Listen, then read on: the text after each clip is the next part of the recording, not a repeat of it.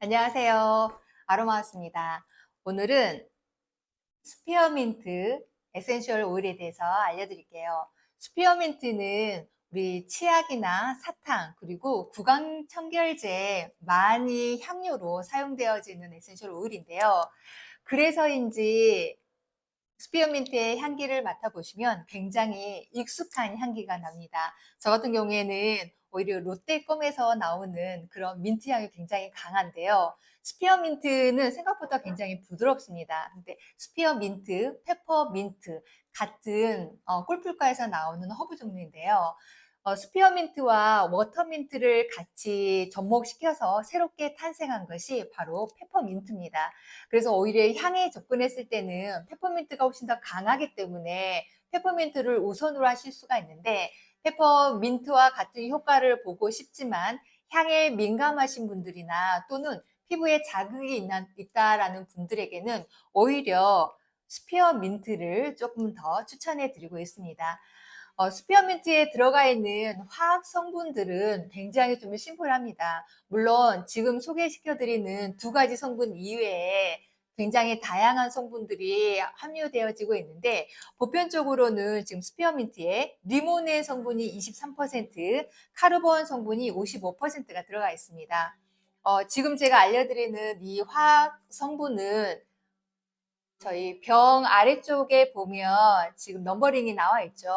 그래서 sourceto.com에 위에 해당되는 숫자를 넣어서 검색해 보시면 내가 가지고 있는 에센셜 오일에 함유되어 있는 화학 성분을 확인할 수가 있습니다. 그래서 저도 지금 영상 찍기 전에 내가 가지고 있는 스피어민트에 함유되어 있는 화학 성분들을 먼저 확인해 봤더니 지금 리모넨이 22.6%, 그리고 카르본 성분이 55%가 함유되어 있고, 나머지는 1%부터 시작을 해서 굉장히 다양한 기타 화학 성분들로 구성이 되어 있습니다. 지난 시간처럼 이 성분이 가지고 있는 어떤 특징과 효능을 알려드리면 우리가 스피어민트를 어떻게 활용하실지 좀 더 직관적으로 아실 수 있을 것 같아서 지금 먼저 언급을 해드릴게요. 55%에 들어가 있는 이 카르본이라는 성분은 굉장히 익숙한 성분이기도 합니다. 어떻게 익숙하냐면 음식물로 많이 섭취를 하거나 우리가 소화가 안 됐을 때 적용하는 기타 다른 에센셜 오일과도 굉장히 흡사한 성분이에요. 특히나 캐러웨이나 딜 이런 씨앗에서 추출되는 에센셜 오일들에 들어가 있는 성분입니다. 소화에 굉장히 좋은 성분이고, 또 이런 씨앗 오일들이 자라는 성분들이 있죠. 또 독소 배출이라든가 이런 부분에 대해서 도움을 받을 수 있습니다. 그래서 스피어민트 하면 가장 먼저 떠오르는 것이 바로 소화와 관련되어 있는 겁니다. 페퍼민트를 좋아하시는 분들 같은 경우에는 소화에 일단 도움이 된다. 이것도 많이 알고 계실 거예요. 그래서 저 역시도 페퍼민트 같은 경우에는 페퍼민트 비들렛이라고 하는 4분의 1방울이 들어가 있는 그런 제품들을 좀 많이 활용하고 있는데요. 식사 후에 구강 청결이나 소화에 좀 도움을 받고 싶으실 때 페퍼민트를 잘 활용하시면 좋습니다. 페퍼민트 향이 좀 강하다 하신 분들은 언급해 드렸듯이 스피어민트가 대체제로 사용하실 수가 있고, 아이들 같은 경우에는 민트가 훨씬 더 페퍼민트가 좀 세다고 느끼실 수 있으니까 그럴 때는 오히려 스피어민트가 좀 더 부담 없이 적용하실 수가 있습니다. 이 카르본 성분은 굉장히 시원하고 상쾌한 향을 나타내기도 하고요.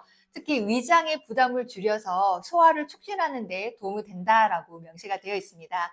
그래서 소화불량이나 북부 팽만 이런 증상을 완화시키는 데 도움을 줄 수 있고요. 신경을 진정시키기 때문에 이완에 굉장히 도움이 될 수 있습니다. 특히나 불안하거나 긴장도가 높을 때 좀 진정시키는 데 도움이 될 수 있습니다. 소화기관의 근육 이완을 경감시켜 줄 수 있기 때문에 항경련 효과에도 도움받을 수 있고요. 항염 효과가 있기 때문에 염증 완화에도 도움이 될 수 있습니다. 그리고 상처 치유에도 유용하게 사용될 수 있는데, 민트, 페퍼민트가 조금 더 자극적이다라고 하면 스피어민트는 그에 비해서 굉장히 좀 부드럽게 작용할 수 있습니다.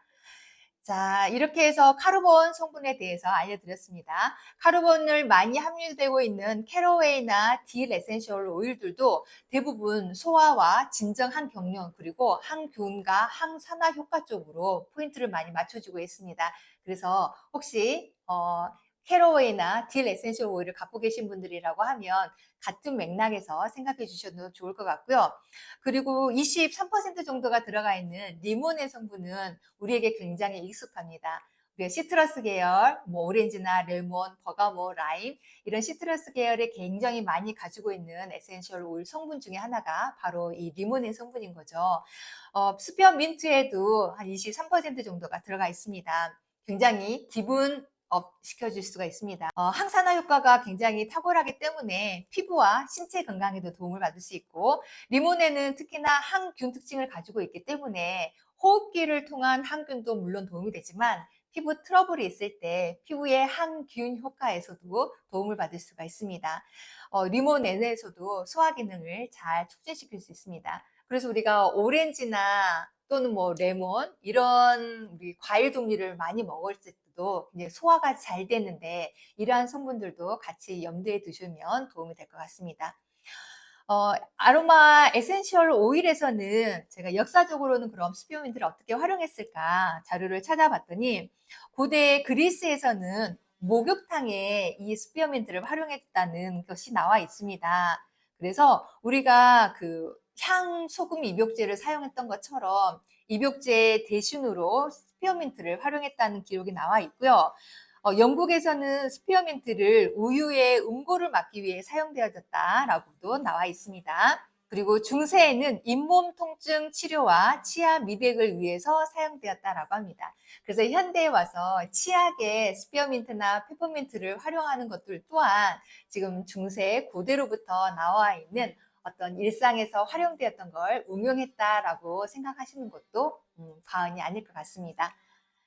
자, 에센셜 오일로 아로마 테라피에서 스피어민트를 활용하실 때는 일단 언급해드렸던 소화불량이나 더부룩함, 메스꺼움을 완화하기 위해서 스피어민트 잘 활용해 주시는 거 도움될 수 있고요. 그리고 가래를 깨끗하게 배출시켜 줄 수 있기 때문에 호흡기에도 도움이 될 수 있습니다. 또 불안감이나 신경 긴장감, 스트레스나 어떤 과민 반응을 완화하기 위해서도 스피어민트 적절하게 활용해 주시면 좋습니다. 스피어민트는 페퍼민트 대신으로 활용할 만큼 페퍼민트가 가지고 있는 특징들을 다 가지고 있고요. 하지만 페퍼민트보다는 조금 더 순하게 작용할 수 있습니다.